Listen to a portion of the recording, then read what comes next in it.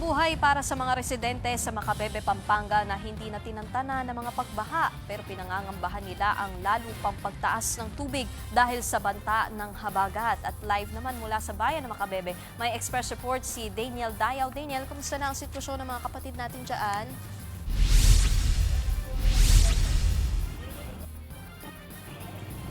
Yes, Nikki, nandito nga tayo ngayon sa poblasyon Macabebe, Pampanga kung saan makikita mo sa aking kinatatayuan ay abot hanggang bintina ang baha, dala nga yan ng matinding pag-ulan, dala ng habagat. Ay talagang nag-aalala dahil nga umabot na sa halos 3 linggo ang baha. Hindi na nawala ang tubig sa mga kalsada sa lahat ng 25 barangay sa Macabebe.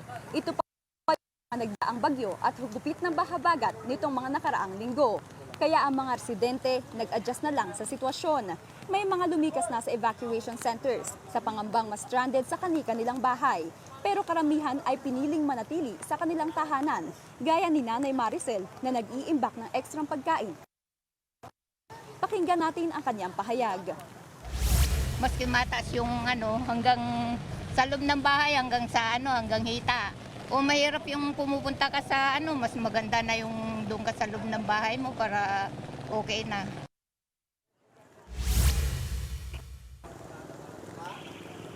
Nikki, ayon sa Social Welfare Office ng Macabebe ay talagang halos 300 residente na ang nasa evacuation centers para yan sa buong bayan ng Macabebe. Nikki.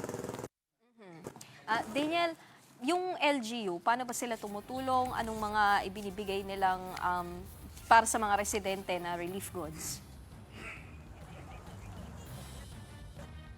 Yes, tama ka dyan, Nikki. Ang sabi nga ng mga LGU dito ay patuloy naman daw ang relief operations pagdating sa pag-agapay sa mga apektadong residente. So nagbibigay sila ng pangunahing pangangailangan at hygiene kits. Meron din silang libreng sakayan na gamit ang bangka para sa mga pumapasok sa trabaho. Kagaya na lang din ng truck na kanina'y nakita natin dito sa LGU. Samantala, Nikki, may nakausap din tayong residente na matindi ang panawagan sa gobyerno para solusyonan ang tuwing tag-ulan. Pakinggan natin ang kanyang pahayag. Mahirap talaga, lalo na sa mga nagtatrabaho. Sobrang hirap. Nakaawa yung mga nagtatrabaho sa ibang lugar. Andin kami ng Pangulo na paano na yung mga dito sa amin. Kailangan na yung flood control ng mga tao dito.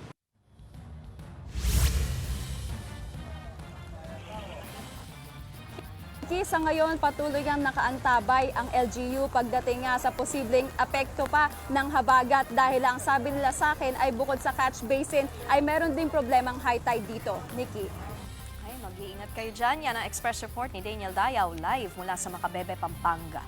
Mga kapatid, Nikki de Guzman po. Para sa pasada ng mga rumaratsyadang balita, mag-follow at mag-subscribe na sa social media pages ng News 5.